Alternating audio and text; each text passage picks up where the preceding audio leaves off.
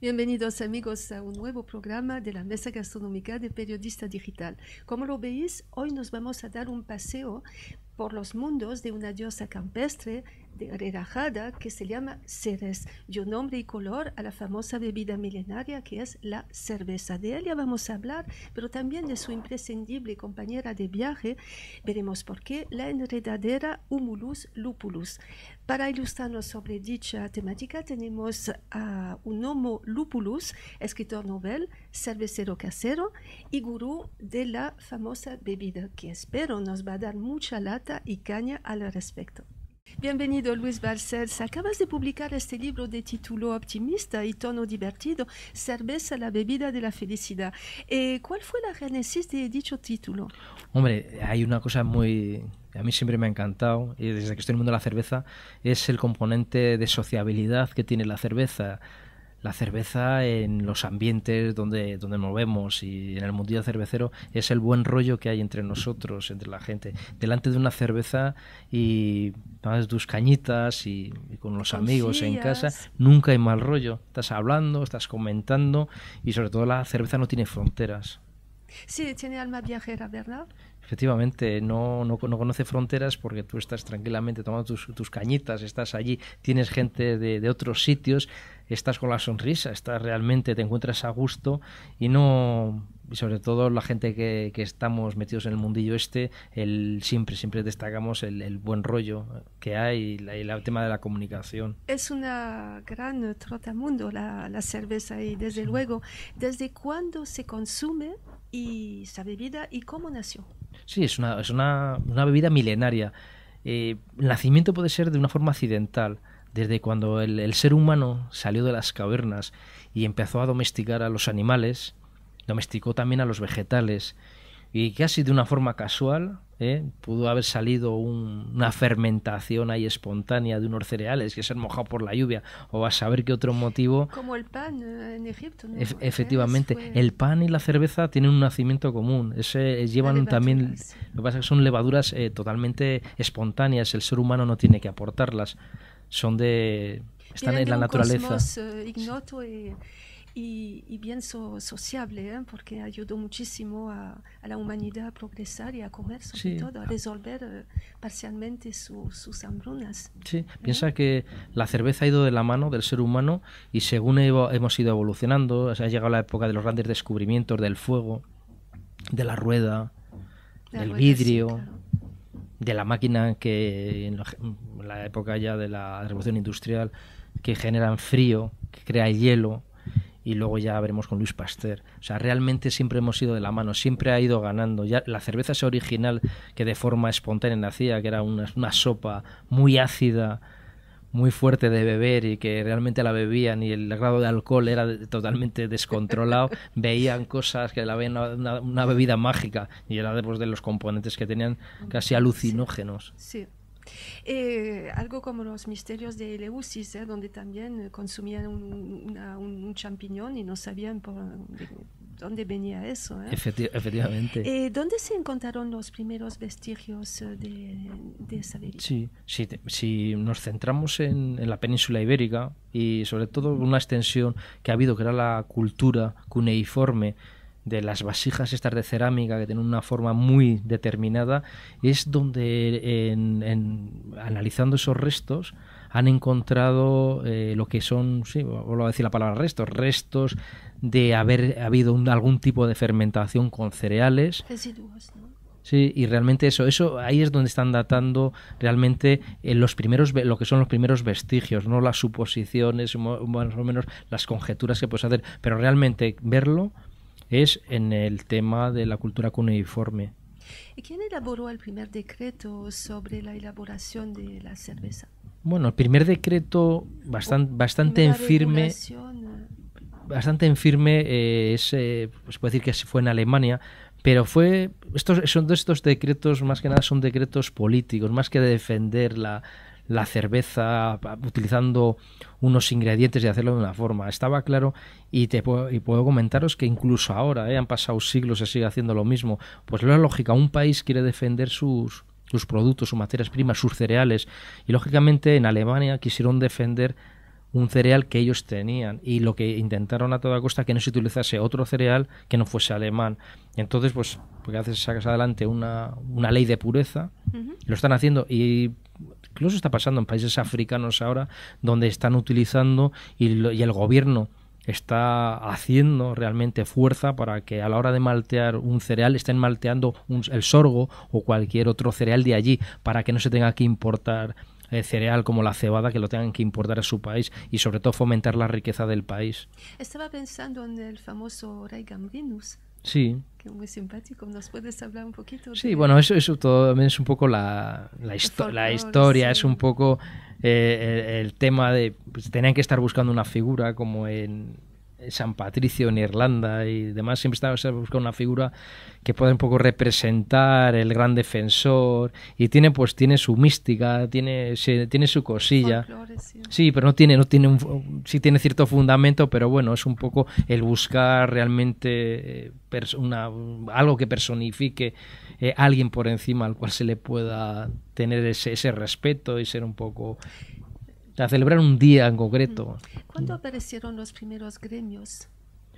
Bueno, los primeros gremios, pues fue probablemente cuando los monasterios, la iglesia, bueno, más que nada los monasterios, dejaron ya de tener ese poder que tenían a la hora de hacer cerveza, y ya pasó, por decir así, fuera del ambiente eclesiástico, cuando se empezó a hacer cerveza fuera de los conventos y se empezaron a aglutinar con otros gremios. Era la corriente de gremios, no solamente de cerveceros, también había otros gremios en la Edad Media.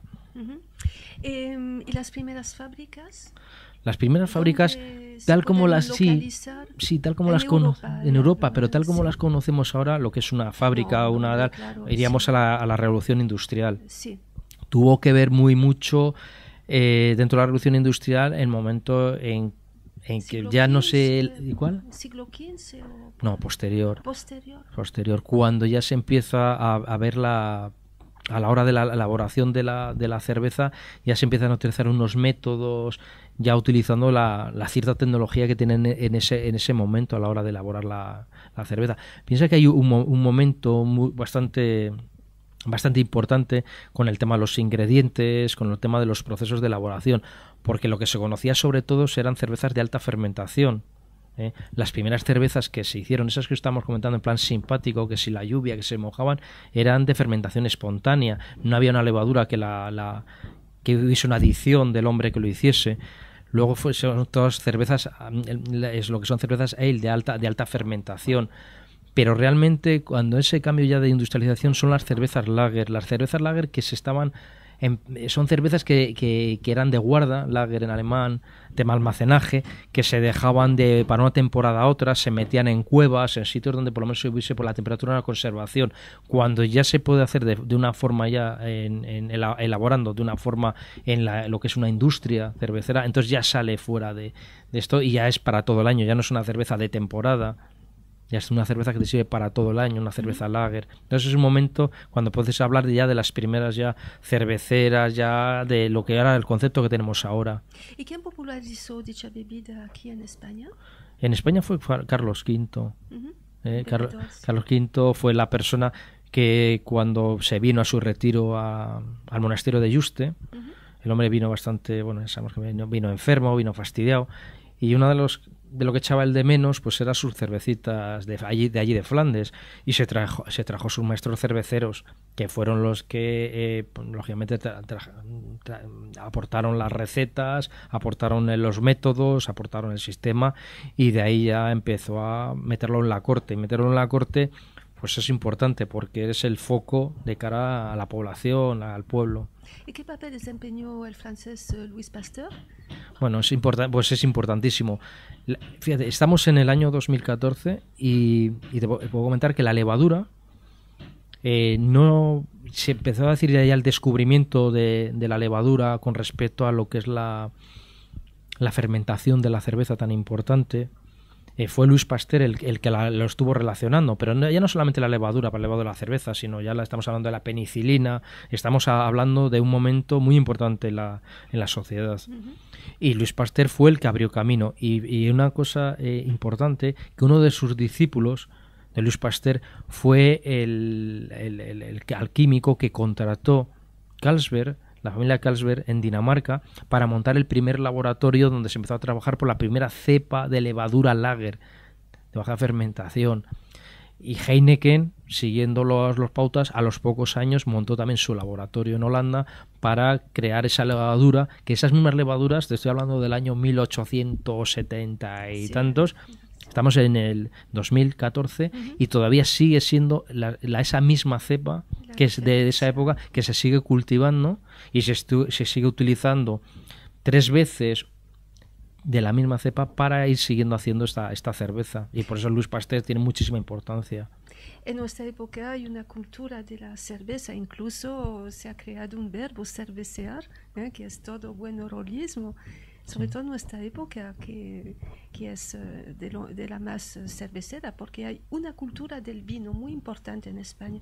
Según tu parecer, esa tradición de cervecear ¿es también muy española o típicamente mediterránea? Vamos a ver. El tema de la cultura del vino y la cultura de la cerveza siempre ha ido en paralelo. Ya desde sus orígenes, o sea, en un principio, lo primero, y lo que estaba comentando en los orígenes, primero fue por decir así, la aparición de la cerveza. Luego ya vino el vino, y luego ya tienes el caso en Roma, el Imperio Romano, que fue la gente de las clases altas, la gente adinerada, los patricios, los que fomentaron el consumo del vino entre la gente, vamos a llamarla adinerada, los que tenían poder. Los bárbaros, la gente esclava, eran los que estaban y consumían y elaboraban la cerveza. Esto se ha ido transmitiendo, ha ido llegando, y tenemos esa cultura de vino, que el vino pues es dentro, por decir así, no te voy a decir la palabra respeto, no, porque también tiene ese respeto a la cerveza, pero siempre tiene ese caché especial. Tema de la cerveza, probablemente, sobre todo, ha habido una recuperación de hace unos años esta parte, mucho motivado por la salida de turismo español fuera de nuestras fronteras. Hemos ido a Bélgica, nos hemos ido a la República Checa, hemos redescubierto una maravilla, y sobre todo hemos sabido entenderla, hemos sabido realmente degustarla. Y lo que hemos hecho es empezar a traerla para aquí. La gente lo está pidiendo, se empiezan a montar ya tiendas especializadas en cerveza, las grandes superficies empiezan a tener estas cervezas, las multinacionales que operan en España empiezan a traer sus cervezas de allí, y así se está generando este movimiento. Y la cerveza, el siguiente paso que llevamos unos años dando, es llevarla a la mesa, para llegar, porque el vino llega en temas de maridaje hasta un punto, la cerveza llega hasta otro punto, y muchas veces el uno llega donde el otro no llega. Y nos están llegando casos de productos, casos de situaciones, de productos de plato que llevan vinagre. El vino no va a entrar, la cerveza entra muy bien. Y luego ya pues está, y siempre pongo el caso, yo me he puesto en varias ocasiones, el tema de la alcachofa. La alcachofa es un producto que no marida, se me ha dicho que no maridaba con nada, y solamente con agua. El vino es muy complicado, y cerveza chocaba. E hicimos unas pruebas con una periodista muy amiga mía, Eva Celada, que es la que me hace el prólogo del libro, y la que me animó precisamente a escribir este libro. Pues con Eva estuvimos haciendo unas pruebas, y resulta que nos encontramos con una cerveza belga como es la Maes, que tiene unas características muy peculiares, porque esta cerveza salió al mercado en 1920, la que conocemos, que es una cerveza lager, la primera cerveza lager belga, que es Pilsen, pero que lleva trigo malteado. Entonces, yo pienso, en parte, es un tema, mi opinión, bastante por el tipo de levadura que llega, marida perfectamente con la alcachofa. Y lo pongo como un ejemplo claro que podemos, donde se puede llegar. Lo que pasa, lo importante es que los cocineros empiezan a hacer ya el I+D con la cerveza. La utilizan como ingrediente y luego para acompañar platos. Sí, vamos a hablar después de la armonización de la cerveza, incluso con los manjares más dulces, el chocolate, el tocinillo, es muy curioso. Sí. Y nos animas a hacer cerveza casera. Mucha gente va a pensar que se necesita ser profesional o una inversión de tiempo importante, de cariño, porque el cariño cuenta mucho también en su elaboración. Para lograr una bebida de calidad, ¿cuáles son los pasos, los aromas y los ingredientes básicos y cualidades que hay que tener para lograr justamente esta cerveza casera? Cuando nos planteamos en el libro, me estoy planteando el tema de tocar un apartado importantísimo, como es la elaboración de cerveza casera, recurrí a un buen amigo mío, que es Pablo Vijande, que es un maestro cervecero, y que está muy metido en lo que son microcervecerías y también lo que es la elaboración de cerveza en casa. Así que es la microcervecería, porque encontré mucho este término, Sí. que es para nuestros amigos que a lo mejor lo ignoran Sí, también. sí, mira, el tema, estamos comentando lo que es la cervecera, perdona, lo que es hacer cerveza en casa, la cervecera casera, que se hace con un kit. En este caso hay 3 niveles, y entonces en el libro se ha puesto el primer nivel, más sencillito, el kit completo, te viene todas las materias primas, te viene la fórmula y es muy fácil de hacer. No es nada complicado. Sí que tienes que tener un cuidado, y esto además lo tiene que hacer el cervecero casero y la gran cervecera, es los controles de limpieza, de higiene, de esterilización, de todo lo que vayas a utilizar, de todos los componentes que vayas a utilizar a la hora de hacer una cerveza. En el caso casero, que es una perola, es una olla, es unos tubos, tienes que tenerlo perfectamente, y ya en el kit ya te viene un producto para lograrlo. Y luego cuando, pasando ya del tema, cuando estabas comentando el tema de los microcerveceros, macrocerveceros, el concepto más que nada, el punto de partida es según el volumen de litros que vayas a hacer. Eso es lo que se está poniendo de referencia. Lo que pasa es que no es válido para los países, porque no es lo mismo el criterio que tengan Estados Unidos, donde si por ejemplo Estrella de Galicia o la zaragozana fuese Estados Unidos, la considerarían una microcervecera. Por eso ya te estás yendo a volúmenes. El tema microcervecera para mí realmente es lo mismo que una macrocervecera, lo que pasa es que a escala más pequeña. Y lo de la cerveza artesanal, entre comillas, a mí no me gusta hablar de cerveza artesanal porque los mismos procesos, los mismos equipamientos lo está llevando una empresa que otra, de acero inoxidable y tal, todo. Lo pasa que en escala menos reducida. Para mí cervecera artesanal realmente para mí tiene valor el que lo está haciendo en su casa con los utensilios caseros que tiene para hacerlo. Pues sabes que hace 2 años el presidente actual de los Estados Unidos, Barack Obama, se lanzó en los fogones de la... Sí, hacerlo. Y de hecho, en el programa que hacemos hoy, en el texto que escribí, ya lo verás, se ha hablado un poquito de él, pero no fue el pionero, fue George Washington que lo hizo en Mount Vernon, se lanzó a hacer cerveza casera. No te gusta el término, pero no, sí que vamos a ver. No, sí que me gusta el cerveza. Sí, vamos a ver. Sí que me gusta el término, lo que pasa que no llevarlo al mundo de los microcerveceros y tal, porque están más modesto, por eso te digo, y en la Casa Blanca, el hacer esa cerveza artesanal, la cerveza artesanal casera o cerveza casera está muy bien porque es a nivel doméstico, con tus amigos, estás haciendo 26 litros, 23 litros, 30 litros de cerveza, que cada elaboración es un mundo. Yo lo comparo mucho si tienes afición a hacer paellas o a hacer tortillas de patata, tortilla española, que haces una, mañana haces otra y nunca te sale igual. Estás utilizando el mismo número de huevos, las mismas, el aceite, el otro y tal. Los aromas a veces cambia. Depende también los ingredientes de dónde vienen. Claro. La tierra, claro, y eso cambia. Y la grandeza de las microcerveceras es eso, que las cocciones que van haciendo es muy difícil que salgan igual. Y para mí eso es una grandeza, porque descubres y lo analizas, lo ves, qué bien te ha salido, que no sé. Para nuestros amigos vamos a preguntar a este señor tan gurú de la cerveza, ¿cuáles son las 2 familias principales de cerveza? Sí, son 2 y medio. 2 y medio. Yo había contado 2, pero la media... El medio es curioso. Misterio, ¿sabes lo que pasa? Ha habido veces que he dado una formación y siempre alguno me levantaba la mano. Y entonces yo ya he dicho 2 y medio, entonces ya se queda todo el mundo contento. Mira, tienes las cervezas de lo que es de alta fermentación, la ale, sobre todo tienes en Gran Bretaña, se utiliza muchísimo, en Bélgica, y luego las cervezas lager de baja fermentación. Estás haciendo levaduras que al igual fluculan y luego van al fondo de depósito, son de baja fermentación. Esas son las 2.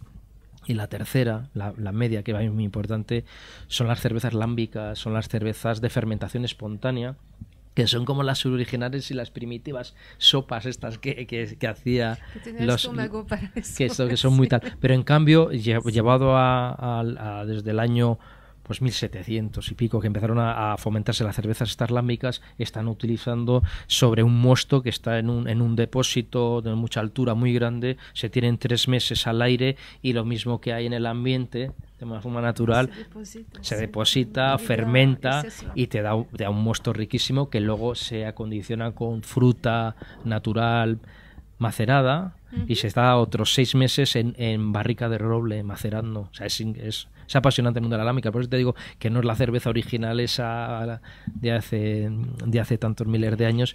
¿Y cuáles son los nutrientes que encierra la cerveza y los beneficios para el organismo? Porque todo un mito falso alrededor de la cerveza, una famosa barriga cervecera, en cuanto es como comer, yo no sé, unas gambas. La gamba en sí no te hará engordar, pero todo lo que hay alrededor, el pan, las mostazas, la salsa rosa, eso sí, es un plus de calorías. Supongo que cerveza plus ejercicio, tomar un dedo de espuma y 2 dedos de frente, ¿no? Sí, es la historia simpática de eso.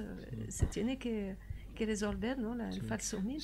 Sí, están haciendo, hay estudios, hay una asociación, un instituto, Cerveza y Salud, tiene su página web. Cerveza y Salud, sí. Lo digo para nuestros amigos, son www.cervezaysalud.es y ahí vais a poder encontrar un montón de consejos y descubrir lo que es el mundo de la cerveza, un mundo extenso. Sí. Yo suelo recurrir bastante a dudas que tienes y sobre todo que es importante, por ejemplo, muchas veces el tema de la tolerancia al consumo, cuando hay consumo responsable, el tema de la tolerancia en cuanto al hombre y a la mujer, ¿cuál es lo más adecuado? Que hay una diferencia, no es un tema de machismo, sino el tema del organismo. Y hay un estudio hecho que mientras un hombre al día sus 3 cañitas, si empujas con una tapita y te pones tapitas, entonces sí que te aseguro y te firmo la barriga cervecera. Y en el caso de la mujer se está hablando de dos cañitas. Se está hablando de menos, pero bueno, hay una cuestión médica, una cuestión razonable, que entrando en la página web te lo aclaran.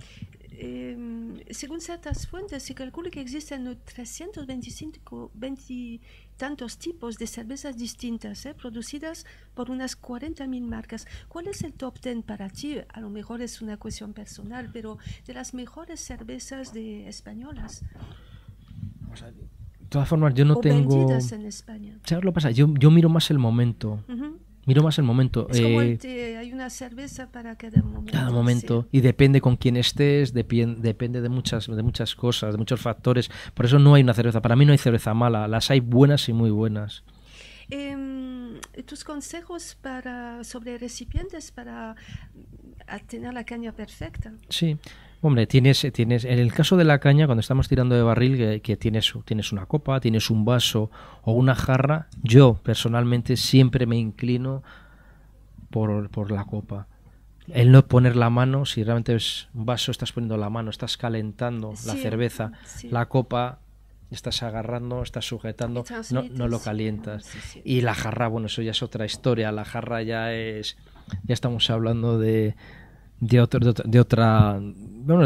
concepto dentro de lo que es el consumo de la cerveza, pero entre vaso y copa me quedo con la copa. Se suele asociar la cerveza únicamente a la tapa, al picoteo, a los platos salados, pero también añadida y armonizadas a otros sabores, como por ejemplo el chocolate o tocinilos de cielo, por más raro que pueda parecer.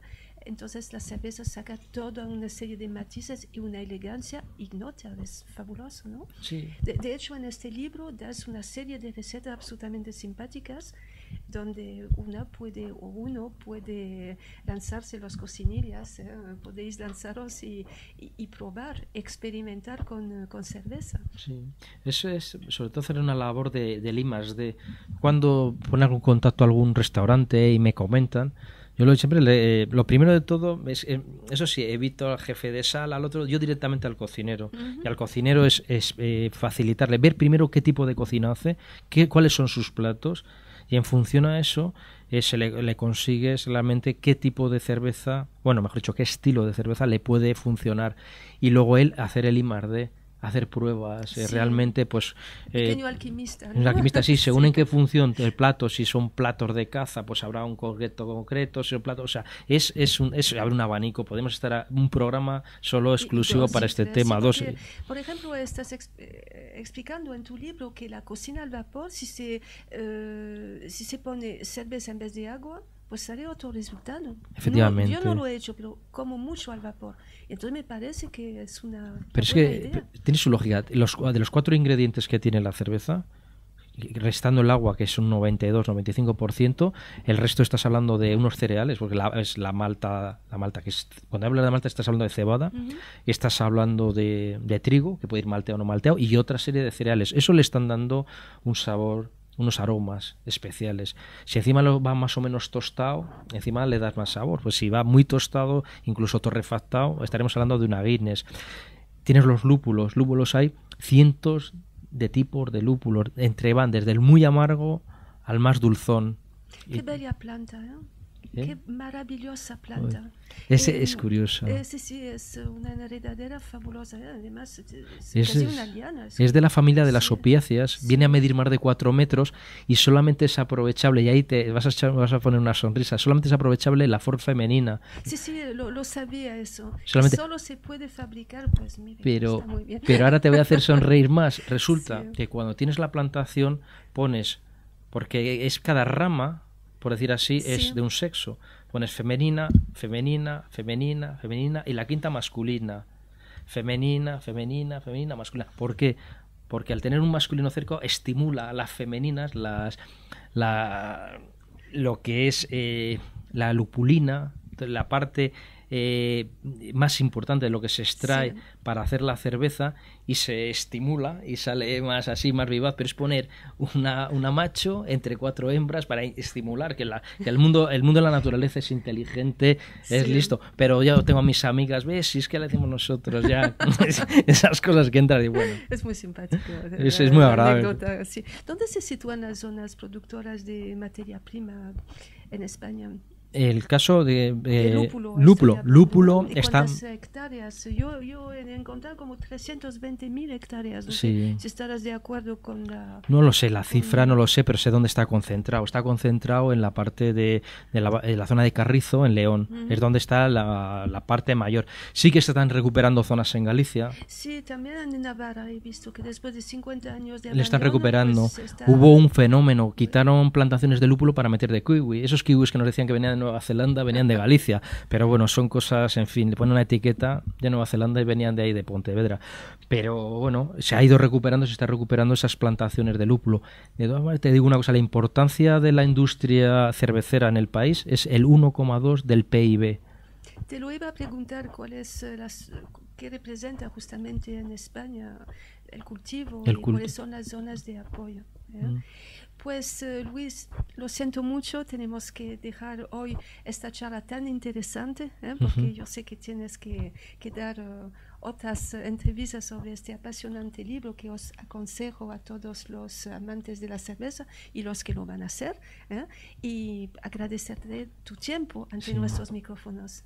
Sí, espero encontrarte de nuevo. Muchísimas Cuando gracias. queráis, yo encantado de venir y estar entre vosotros, y nada, y agradecer, y sobre todo a la audiencia que tenéis, agradecer el permitirme vosotros estar aquí con vosotros. Cuando quieras. Gracias, muy sobre amables. la rubia y la morena. Sí, gracias, muy amable. A ti.